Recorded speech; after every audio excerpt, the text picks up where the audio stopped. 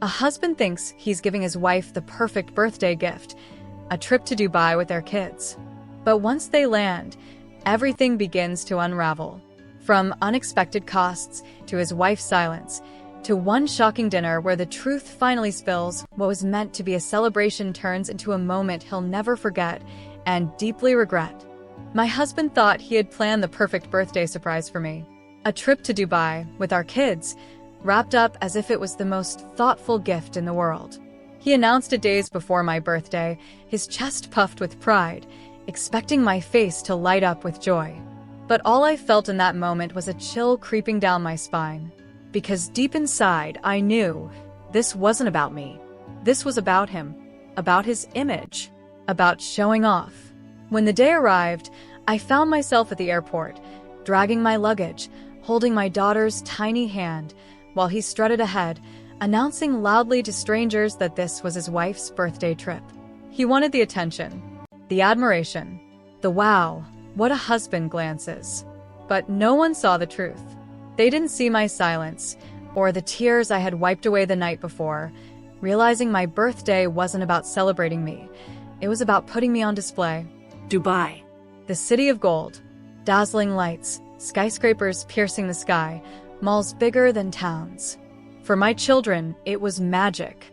For me, it was a glass box. Every corner reminded me that I was trapped in a life where appearances mattered more than love. He booked the most expensive hotel he could find, posting pictures before we even unpacked. "Happy birthday to my queen," he typed on social media, as if a caption could erase the years of neglect, the countless moments when I needed his heart, not his wallet. At dinner that night, he ordered without asking me what I wanted. Plates filled the table, food I didn't even like just because it looked fancy in pictures. My kids laughed, enjoying their favorite dishes, their innocence shielding them from the storm that was brewing inside me.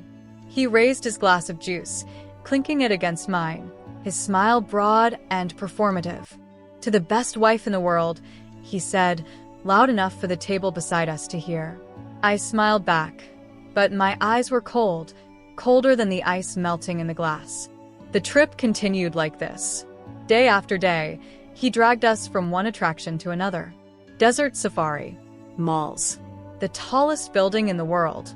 Every second was recorded, uploaded, shared.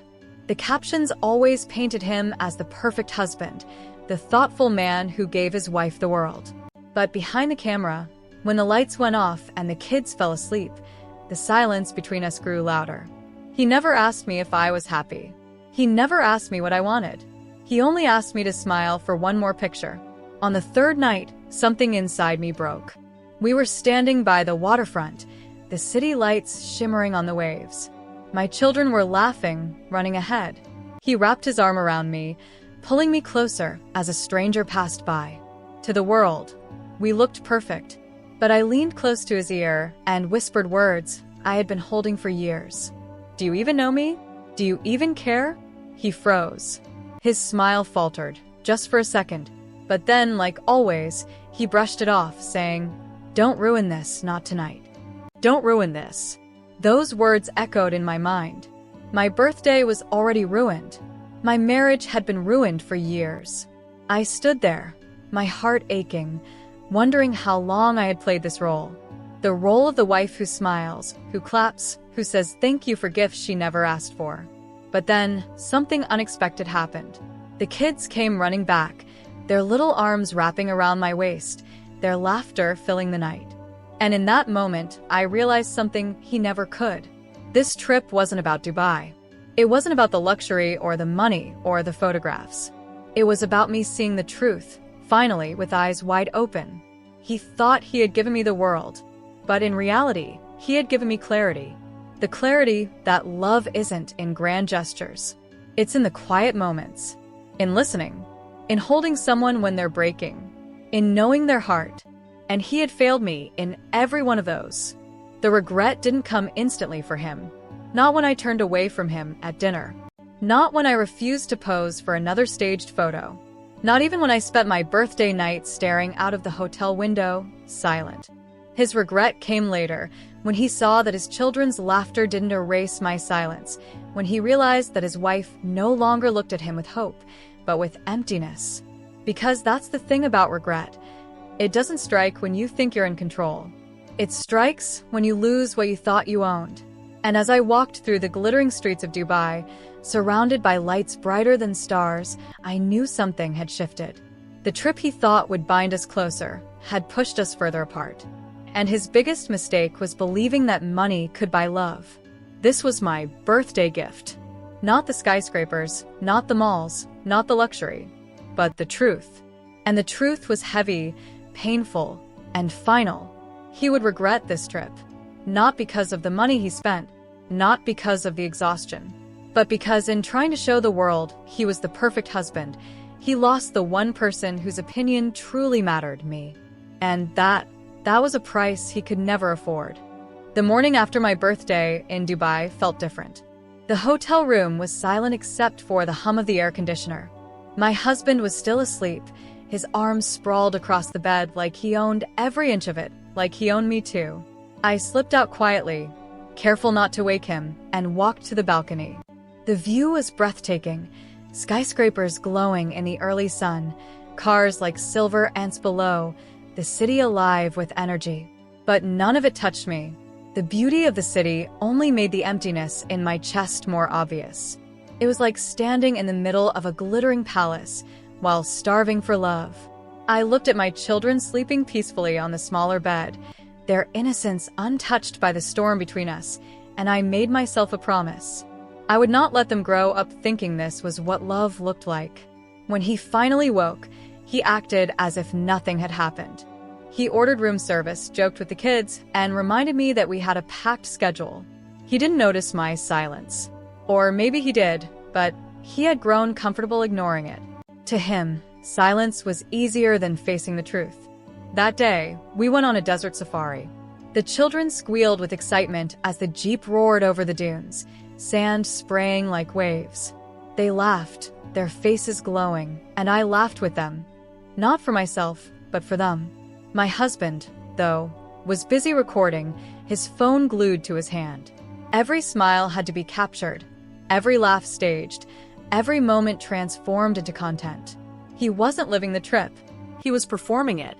At one point, the jeep stopped at the crest of a dune, the horizon stretching endlessly before us. The driver suggested a family photo. My husband pulled me close, gripping my waist tightly for the picture. His smile was wide, practiced. Mine was polite, empty. Later, when he posted it online, strangers would comment, "Couple goals, perfect family, what a lucky wife." And he would believe it, but deep inside, I knew the truth. The photo was a lie. That night, everything came crashing down. We were at a restaurant overlooking the fountain show, lights dancing with music. It was crowded, buzzing with laughter and chatter. My children were fascinated, their eyes glued to the water leaping into the sky. But my husband? He was once again lost in his own world, filming every second, narrating loudly for the camera. He didn't even notice when the waiter asked what I wanted to eat. "Order whatever," he said dismissively, without looking at me. Something in me snapped. I leaned forward across the table, my voice calm but sharp enough to cut through the noise. "Do you even know what my favorite food is?" He froze, the phone halfway in his hand. He looked at me, blinking, caught off guard. For the first time during this trip, he had no rehearsed line, no fake smile ready. "Of course I do," he said, his tone defensive. You like. I shook my head slowly. "You don't know. After all these years, you don't know." The kids glanced at me nervously, sensing the tension. I forced a smile for them, assuring them everything was fine. But inside, my heart was trembling. My voice was steady though, almost too steady. This trip wasn't for me. It was for you. Every picture, every post, it was never about me. It was about showing the world something you can't give in reality. He tried to laugh it off. "You're overreacting. I brought you to Dubai for your birthday. Who else does that?" And that was it. That sentence. It was the knife twisted deeper. Who else does that? As if love was a competition, as if money was the measure, as if booking flights and hotels was the same as knowing my soul. I didn't argue. I didn't scream. I simply stood up. My chair scraped against the floor, the sound slicing through the music and chatter around us.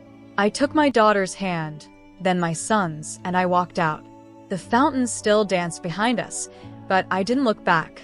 In the hotel room later, he returned in silence. His face was pale, his pride cracked. For once, he didn't have his phone in his hand. He just stood there, staring at me as if seeing me for the first time. But it was too late. I had already seen everything I needed to. The rest of the trip passed like a blur. The kids still enjoyed the city, their laughter filling the spaces between us, but between me and him, there was nothing left. He tried to make small talk, to hold my hand, to pretend, but it was forced, hollow. A man realizing too late that he had mistaken possessions for presence, money for meaning. The regret began to show in his eyes. Not when we boarded the flight back, not even when we landed home, but in the quiet days afterward, when the photos stopped getting likes, when the applause faded. That's when he saw the truth. His wife no longer waited for him at the door, no longer smiled at his jokes, no longer cared for his grand gestures. Because regret isn't about losing the moment. It's about losing the person who is willing to share it with you. And that was his punishment. Not my anger, not my silence, but the knowledge that he had everything: wealth, family, a chance to give love, and he let it slip away, blinded by his own pride. Dubai was supposed to be my birthday gift, but in reality, it was his mirror, a reflection of everything he failed to be.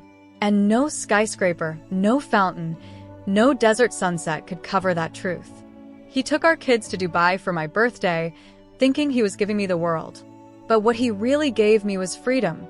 The freedom to stop pretending, the freedom to see his love for what it was: shallow, empty, staged. And that realization, that was the beginning of his deepest regret.